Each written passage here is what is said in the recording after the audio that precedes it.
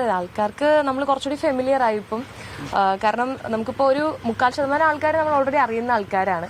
പിന്നെ വന്ന് താമസിക്കുന്ന ആൾക്കാരുണ്ടല്ലോ, അപ്പം അവർക്കെല്ലാം ഇപ്പോൾ അങ്ങോട്ട് പറയാതെ പരിചയപ്പെടുത്താതെ തന്നെ നമ്മൾ നന്നായിട്ട് അറിയാം.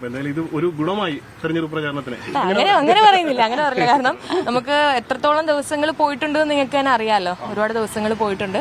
പിന്നെ നമുക്ക് മാനസികപരമായ ഒരുപാട് മാനസിക സംഘർഷങ്ങളും എല്ലാം കാര്യങ്ങളും ഒക്കെ നേരിടേണ്ടി വന്നിട്ടുണ്ട്. അപ്പൊ അതൊക്കെ അതിൻ്റെതായിട്ടുള്ള ഭാഗങ്ങളിലേക്ക് പോകും.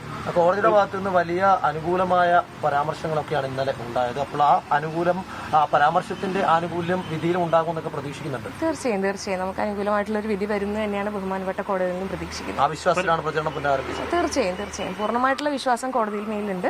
അപ്പൊ അതേപോലെ വരും തന്നെയാണ് പ്രതീക്ഷ. സിറ്റിംഗ് വളരെ പ്രതീക്ഷയോടെയാണ് പോകുന്നത് അല്ലേ? എന്തോ സിറ്റിംഗിന് വളരെ പ്രതീക്ഷയോടെയാണ്. അതെ തീർച്ചയായും. അപ്പോൾ ഇന്ന് എതിർഭാഗവും ഈ ഹിയറിംഗിന് വരും. അപ്പോഴും അവർ ആ ആവശ്യത്തിൽ തന്നെ ഉറച്ചു നിൽക്കുമെന്നാണ് മനസ്സിലാക്കാൻ സാധിക്കുന്നത്. അല്ല, അവരവരുടേതായിട്ടുള്ള നിലപാടുകളിൽ ഉറച്ചു നിന്നോട്ടെ. നമുക്കിപ്പോ ഈ പറഞ്ഞ പോലെ ഈ ഒരു വിഷയം കോടതിയിൽ എത്തി നിൽക്കുകയാണ്. ബഹുമാനപ്പെട്ട കോടതി ഈ ഒരു വിഷയം എടുത്ത് നിൽക്കുമ്പോൾ നമ്മൾ അതിൽ കൂടുതലായിട്ടുള്ള അഭിപ്രായങ്ങൾ പറയേണ്ട ആവശ്യമില്ലല്ലോ. എന്താണോ സത്യം അത് ജയിക്കും. അപ്പോൾ ഇന്ന് എത്ര മണിവരെ ഈ പ്രചരണം മുന്നോട്ട് കൊണ്ടുപോകാനാണ് ആലോചിക്കുന്നത്? രാവിലെ ഒരു 9:30-10 മണിയോടുകൂടി നമ്മളൊന്ന് സ്റ്റോപ്പ് ചെയ്യും. കാരണം എനിക്ക് കളക്ടറേറ്റിലേക്ക് ഒന്ന് പോകേണ്ട ആവശ്യമുണ്ട്. അത് കഴിഞ്ഞ് നമ്മൾ വീണ്ടും റീസ്റ്റാർട്ട് ചെയ്യും. ഉച്ചയ്ക്ക് ശേഷം ഹിയറിംഗ് കഴിഞ്ഞതിന് ശേഷം വീണ്ടും അതേപോലെ. ഈ ഘട്ടത്തിൽ കോൺഗ്രസ് നേതൃത്വം വലിയ പിന്തുണയാണ് നൽകുന്നത്. കാരണം സ്ഥാനാർത്ഥിത്വം അനിശ്ചിതത്വത്തിലായപ്പോഴും മറ്റൊരു സ്ഥാനാർത്ഥിയെ കുറിച്ച് ആലോചിക്കാതെ കൂടെ ഈ ഘട്ടത്തിലെല്ലാം തന്നെ നിന്നു. തീർച്ചയായും നമുക്ക് പാർട്ടി തന്നൊരു സപ്പോർട്ട് വളരെ വലുതാണ്. കാരണം ഹൈക്കോർട്ടിലേക്ക് മൂവ് ചെയ്യാനായാലും എല്ലാം വളരെ വലിയൊരു മാനസികപരമായിട്ടെല്ലാം നമുക്ക് വളരെ വലിയൊരു പിന്തുണ തന്നെയാണ് പാർട്ടിയിൽ നിന്ന് കിട്ടിയിരിക്കുന്നത്.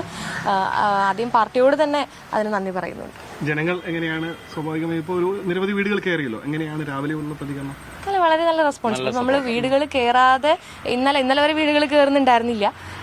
അപ്പോഴും നമ്മൾ പുറത്തേക്ക് ഇറങ്ങുമ്പോൾ പുറത്തേക്ക് ആൾക്കാർ വെച്ച് എല്ലാവരും നമ്മൾ തിരിച്ചറിയുന്നുണ്ട് എന്നുള്ളതാണ് വളരെ സന്തോഷം. ഇടതുപക്ഷത്തിന്റെ ഒരു ഉറച്ച കോട്ടയാണ്. അതുപോലെ തന്നെ ജനറൽ വാർഡിൽ ഒരു കേസ് നേതാവ് മത്സരിക്കുകയാണ്. ആ ഒരു പ്രശ്നങ്ങളൊക്കെ അതിജീവിച്ചുകൊണ്ടാണ് ഈ ഘട്ടത്തിൽ മുന്നോട്ട് പോകുന്നത്. അതെ അല്ല, അതൊക്കെ ഓരോ ആൾക്കാരുടെ വിശ്വാസമാണല്ലോ. ഇത്തവണ ഇലക്ഷൻ നമുക്ക് നല്ലൊരു പോസിറ്റീവ് റെസ്പോൺസ് ആയിരിക്കും തന്നെയാണ് പ്രതീക്ഷ.